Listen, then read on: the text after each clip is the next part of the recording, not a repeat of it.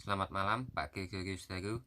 Saya Liam Darin Budiono dengan NIM 21G10058 akan menjawab beberapa pertanyaan tentang bioetika yang menjadi cabang ilmu filsafat tentang pro dan kontra, yakni hukuman mati.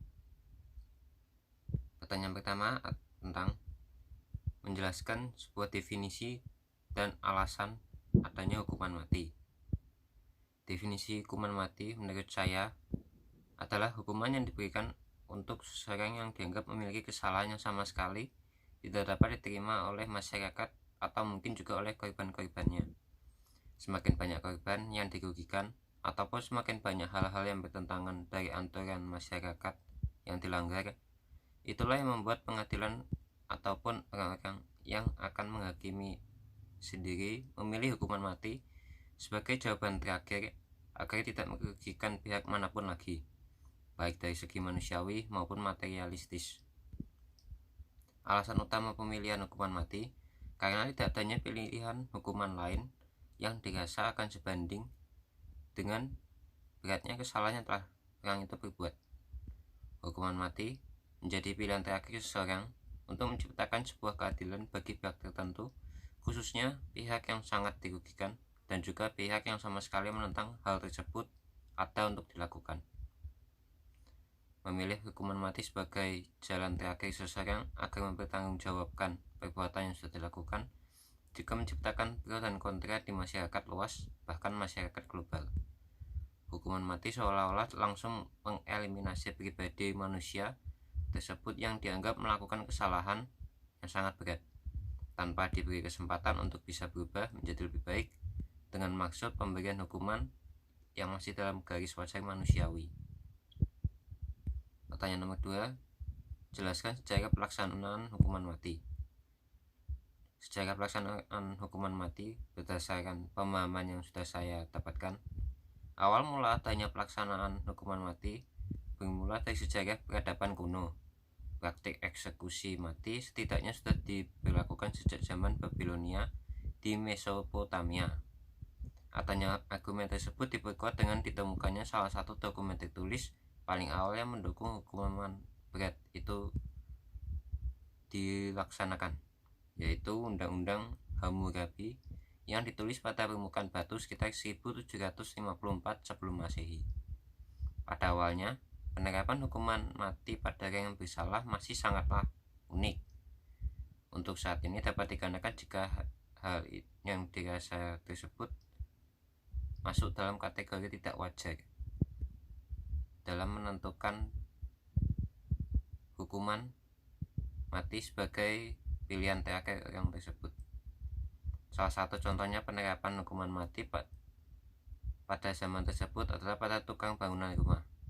Jika suatu saat rumah yang dibangunnya itu runtuh dan semisal menyebabkan pemilik rumah yang menempati rumah tersebut terluka bahkan sampai meninggal, maka tukang bangunan yang membangun rumah tersebut akan dijatuhi hukuman mati, karena pada zaman dahulu sangat terkait sekali dengan hukuman dari hukum Taurat.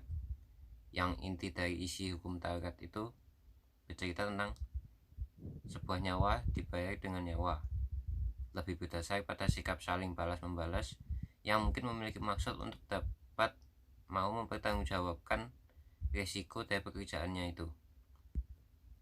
Dan seiring berkembangnya zaman, masih ada beberapa negara yang menerapkan peraturan hukuman mati pada seseorang yang melanggar peraturan suatu negara, dan hal yang dilanggarnya itu mempunyai bobot pelanggaran yang sangat berat.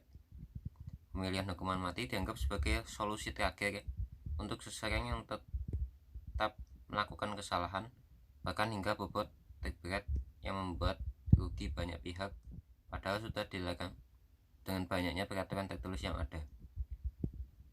3. Jelaskan alasan mahasiswa setuju atau tidak setuju terhadap hukuman mati. Saya pribadi tetap tidak setuju dengan penerapan hukuman mati sebagai jalan terakhir seseorang mempertanggungjawabkan perbuatannya. Di satu sisi memang hal tersebut tentu sudah merugikan banyak pihak, bahkan merusak pemahaman masyarakat yang membuat masyarakat tersebut terjerumus pada kesalahan yang sama. Tetapi pemilihan hukuman mati sama sekali tidak menjawab permasalahan yang sudah terjadi. Orang akan lebih merasa bahwa ia rela mengorbankan hidupnya atau nyawanya hanya agar bisa mendapatkan apa yang dia inginkan atau tujuan tertentu yang ingin dicapainya.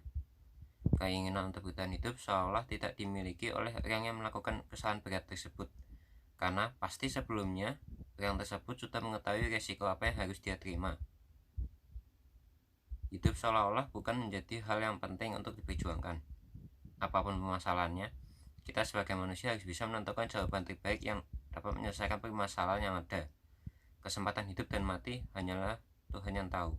Sebagai manusia, kita tidak diberi hak untuk menghakimi sesama kita dengan cara memusnahkan kehidupan yang tertentu. Demikian pembahasan saya tentang bioetika, tepatnya topik seputar pemahaman hukuman mati. Terima kasih.